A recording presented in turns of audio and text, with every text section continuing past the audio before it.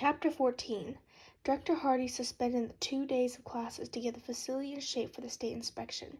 It was a surprise inspection, but his fraternity brother ran child welfare down in Tallahassee made a phone call.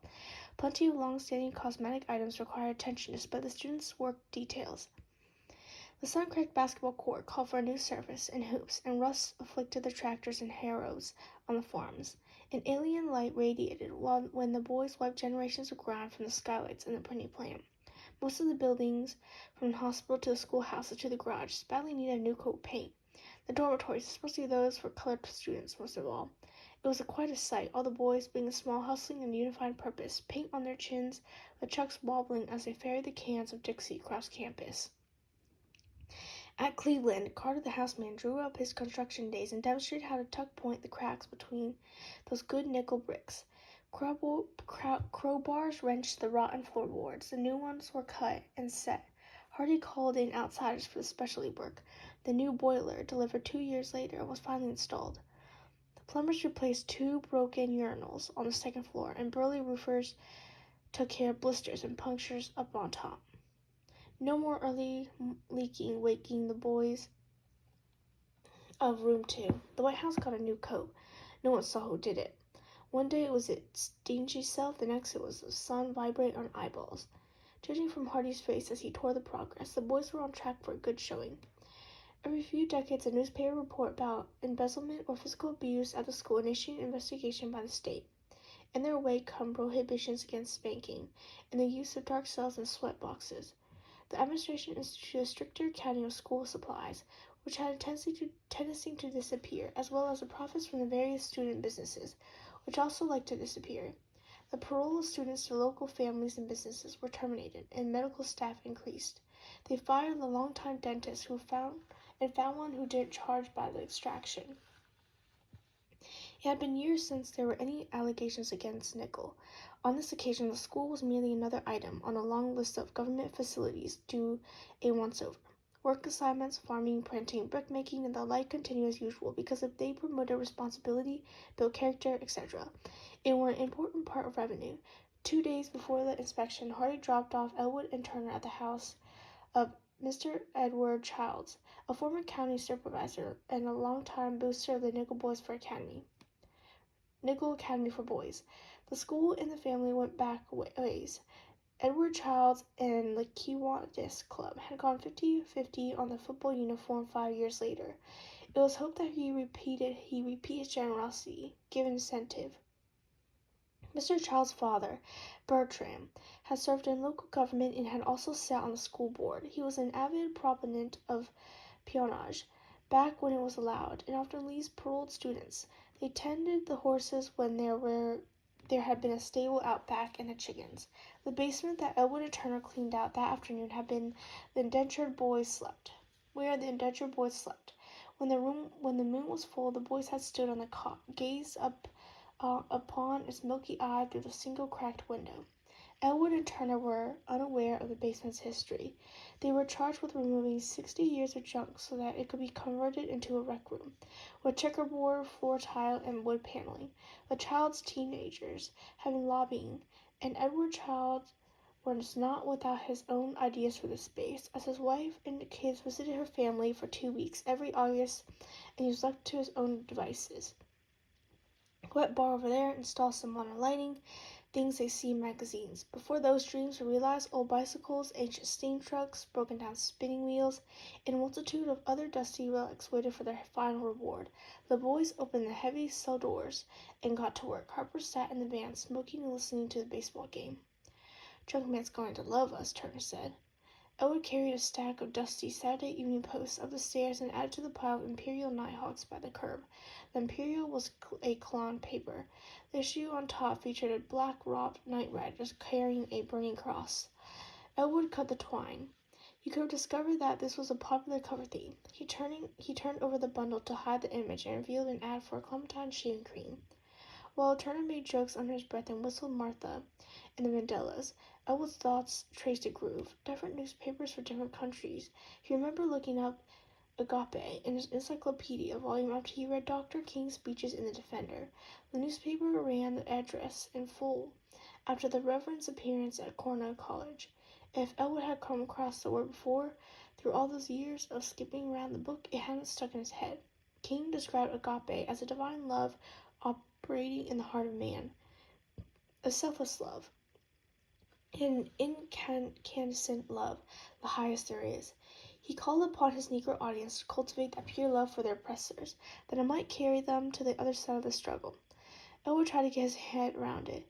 Now there was no longer the abstraction floating in his head last spring. It was real now. Throw us in jail and we still love you. Bomb our homes and threaten our children, and as difficult as it is, we still love you. Send your hooded perpetrators of violence into our communities after midnight hours, and drag us out on some wayside road and beat us and leave us half dead, and we still love you. But be assured that we will wear you down by our capacity to suffer, and one day we will win our freedom. The capacity to suffer, Elwood. All the Nigger boys existed in the capacity, breathed in it, ate in it, dreamed in it. That was their lives now. Otherwise, they would have perished. The beatings, the rapes, the unrelenting winnowing of themselves they endured. But to love those who would destroy them, to make that leap, we will meet your physical force with soul force. Do to us what you will, and we still love you. Elwood shook his head. What a thing to ask. What an impossible thing.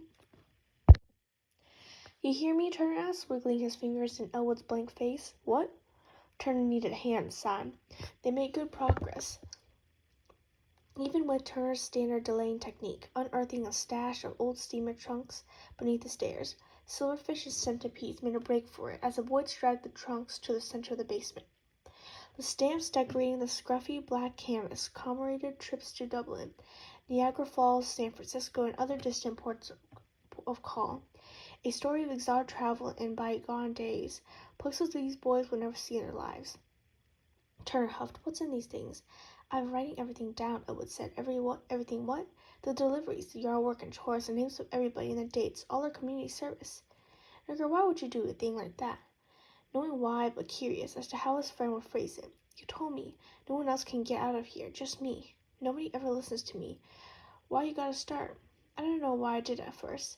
That first day with Harper, I wrote down what I saw, and I kept doing it in one of the school notebooks. It made me feel better. I suppose it was to tell someone someday, and now I'm going to do it. I'm going to give it to the inspectors when they come. What do you think they're going to do? Put your picture on the cover of the Time magazine? I did it to stop it. Another one of these dummies.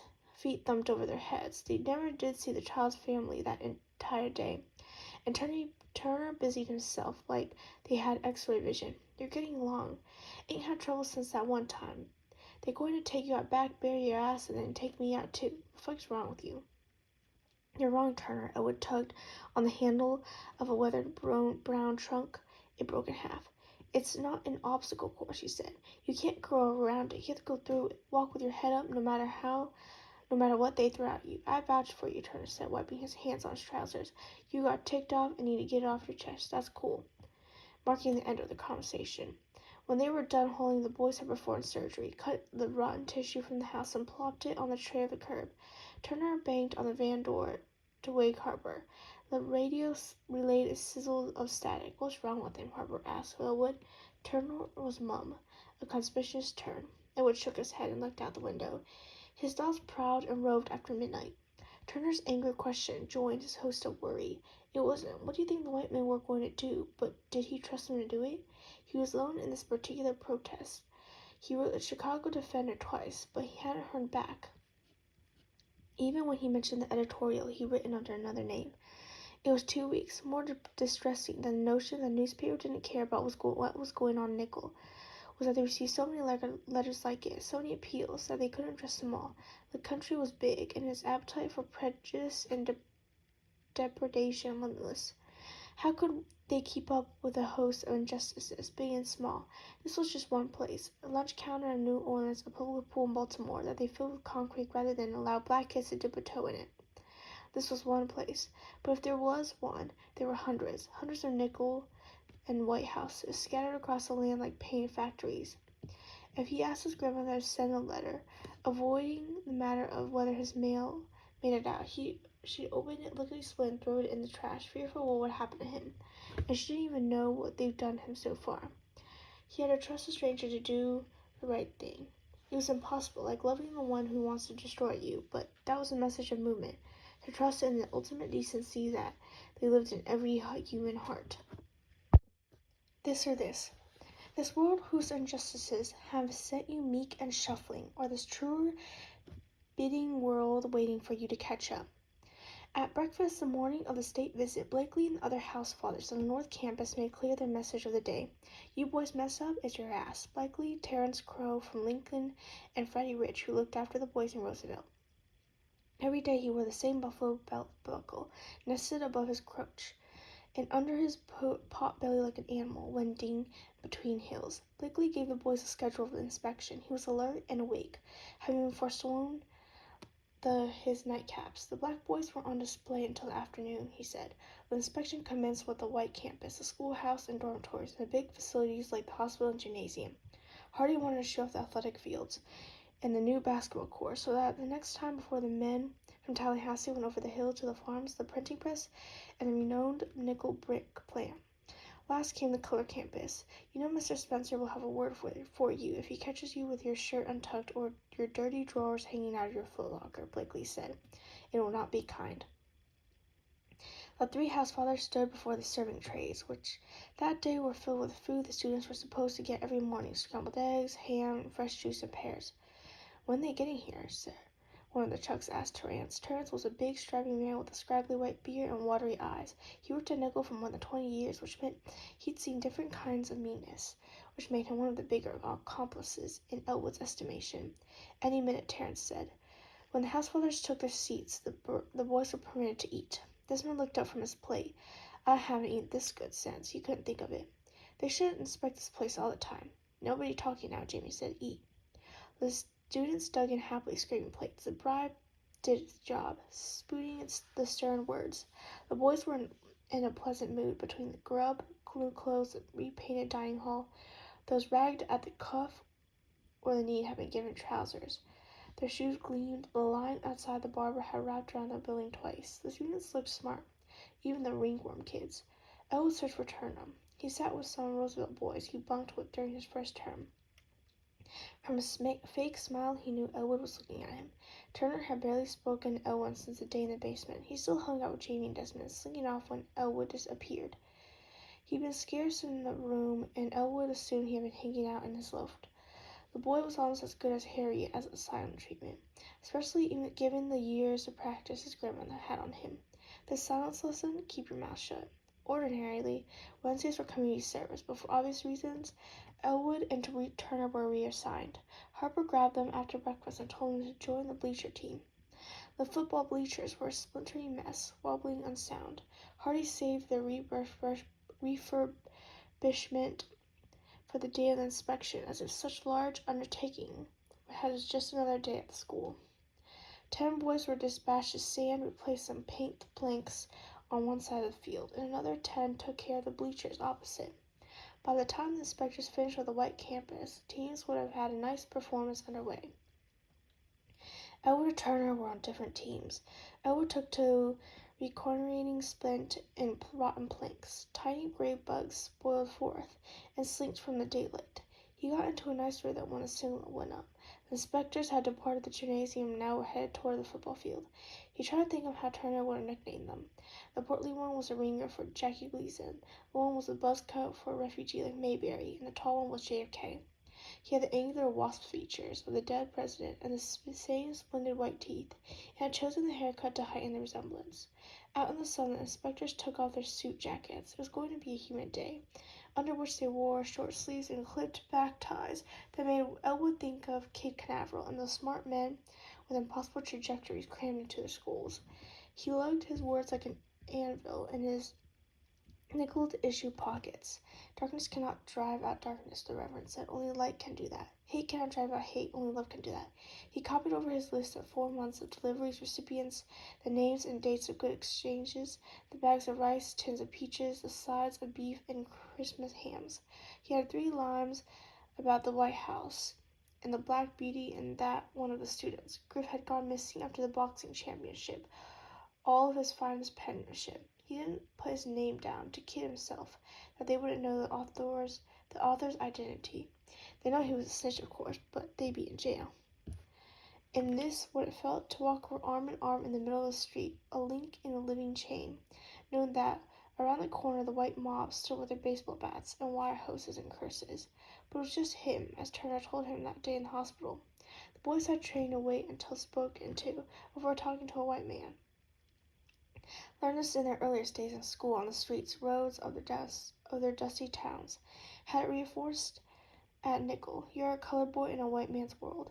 He considered different theaters for his delivery: the schoolhouse outside the dining hall, the parking lot by the administration building. He never pulled off his particular emancipation play without interruption. Hardy and Spencer, usually Spencer, inevitably bounded out of the boards, ruining the scene. He expected the director and superintendent to take the inspectors round, but the state men roamed unescorted, moseying on the concrete paths, pointing at this and that, conferring. They stopped people for little talks, calling a white boy who was running to the library, calling Miss Baker and another female teacher for a chat. Maybe it was possible. JFK, Jackie Gleason, and Mayberry dawdled to the new basketball court, Simon's shrewd maneuver on Hardy's part, and approached the football fields. Harper muttered, "You boys look busy," and waved to the inspectors. He walked to the 50-yard line to the opposite bleacher, giving the illusion of non-interference. Elwood ascended the bleachers, stepping around Lonnie and Black Mike, who were awkwardly setting a plank off of pine into the scaffold. He had the angle right for an interception, a quick handoff. And if Harper saw and asked what's in the envelope, he says it's an essay on how civil rights had changed things for the younger generation of colored folks. He'd been working on it for weeks. It sounded like some corny shit Turner would accuse him of. Elwood was 2 yards away from the white man, his heart caught. No budging that anvil any farther. He veered over the lumber pile and put his hands on his knees. The inspectors proceeded up the hill. Jackie Gleason made a joke, and the other two laughed. They walked past the White House without a glance. The other students made so much noise that when they saw what the kitchen had cooked up for lunch, hamburgers, mashed potatoes, and ice cream, that they would never see the inside of Fisher's Drugs. That Blakely told them to keep it down. "You want them to think that this is some kind of circus we're running up here?" Elwood's stomach refused the food. He fucked it up. Try again in Cleveland, he decided. The rec room, a quick "excuse me, sir," in the hallway, instead of out in the open, in the middle of the green. He had a cover. Give it to JFK. But what if the inspector opened it right there, or read it on the walk down the hill, as Hardy and Spencer caught up with them to escort them off the property? They had whipped Elwood, but he took whipping and he was still here. There's nothing they could do that white people hadn't done to black people before. We're not doing it at this moment, outside Montgomery and Baton Rouge, in broad daylight on a city street outside Woolsworth, or some anonymous country road with no one to tell the tale. They would whip him bad, but they couldn't kill him, not if the government knew what was going on here. His mind strayed, and he saw the National Guard drive through Nickel Gate in a convoy of dark green vans, and soldiers jumping out in formation. Maybe the soldiers didn't agree with what they were sent to do. Their sympathies waylaid with the old order instead of what was right, but they had to abide the laws of the land. Some ways they lined up in Little Rock to the 9 Negro children into Central High School. A human wall between the angry whites and the children, between the past and the future. Governor Faubus couldn't do anything about it because it was bigger than Arkansas and its backward wickedness. It was America, a mechanism of justice set in movement by a woman sitting down a bus where she was told not to, a man ordering ham on a rye on a forbidden counter, or a letter of proof. We must believe in our souls that we are somebody, that we are significant, that we are worthy, and we must walk the streets of life every day with a sense of dignity and a sense of somebodyness. If he didn't have that, what did he have? Next time he would not falter. The bleacher team headed back after lunch. Harper caught his arm. "Hold on a minute, Elwood." The other boys cut down the slope. "What is it, Mr. Harper?" "I need you to head up the farms and find Mr. Gladwell," he said. Mr. Gladwell and his 2 assistants oversaw all the planting and harvesting at Nickel. Elwood had never talked to him, but everyone knew him from his straw hat and farmer's tan, which made him look like he had swam across the Rio Grande to get here. "Those men from the state aren't going to head up here today. They're going to send some other experts to check out the farm special. You find them and tell him he can relax." Elwood turned where Harper pointed down the main road, where the 3 inspectors mounted the steps to Cleveland. They went inside. Gladwell was gone, who knows where up north, where the lime or potato fields. It was acres and acres. The inspectors would be gone by the time he got back. "I like the painting. Harper, can one of the little kids go?" Mr. Harper, sir. On the campus, he had to go by the rules. "Sir, I'd rather work on the bleachers." Harper frowned. Acting crazy today, all of you. You do what I asked you, and on Friday it's back to the usual. Harper left Elwood on the dining hall. Last Christmas he stood in the same spot when Desmond told him, and Turner about Earl's stomach trouble. I'll do it. It was Turner. What's that? The letter you got in your pocket, Turner said. I'll get it to them. Fuck it, look at you. You look sick. Elwood searched for a towel, but Turner stood with the con men of the world, and then con men never betray the game. I said I'll do it. You got someone else? Elwood gave it to him and ran north without a word. It took Elwood an hour to find Mr. Gladwell, who sat in a big rattan chair at the edge of the sweet potato fields. The man stood and squinted at Elwood. Say what now? Guess I can smoke, he said, and relit his cigar. He barked at his charges, who stalled the laborer at the sight of the messenger. That doesn't mean you can quit now. Get to it. Elwood took the long way back, and the trails that circumnavigated Boot Hill, and took him past the stables and laundry. He was slow with his steps. He didn't want to know if Turner had been intercepted, or if the boy had ratted on him, simply taken his letter up to his hideout and put a match to it. Whatever he waited for him on the other side would still be waiting for him whenever he got there, so he whistled a tune he remembered from when he was little, a blues tune. He didn't recall the words, or whether it had been his father or mother who sang it, but he felt good whenever the song snuck up on him. A kind of coolness, like the shadow of a cloud out of nowhere, something that broke off something bigger, yours briefly before it sailed on its way. Turner brought him to his warehouse loft before supper. Turner had a license to roam, but Elwood didn't, and he shook off a wave of fear. But if he wrote that letter, he was bold enough to enter the warehouse without permission. The hideout was small, then in his imagination, cramped recess Turner had chipped out of the nickel cave. Walls made of crates, a dingy arming blanket, and a cushion for the rec-room couch. It was not the hideout of a canny operator, but the slim refuge of a runaway who had stepped into a doorway to get out of the rain, collar hugged tight. Turner sat against a box of machine oil and cradled his knees. I did it, he said. I put it in a copy of the Gator in the newspaper, like at the bowling alley when Mr. Garfield slipped a payoff to the fun cops. Ran up to the man's car and said, I thought you liked a copy. Which one did you give it to? JFK. Who else in disdain? You think I give it to that dude from the Honeymooners? Thanks, Elwood said. I didn't do shit. I delivered the mail, is all. He put out his hand and the boys shook on it. The kitchen staff brought ice cream again that night. The house fathers, and presumably Hardy, was satisfied with how the inspection had gone. At the school the next day and on the community service that Friday, Elwood waited for the reaction, like he was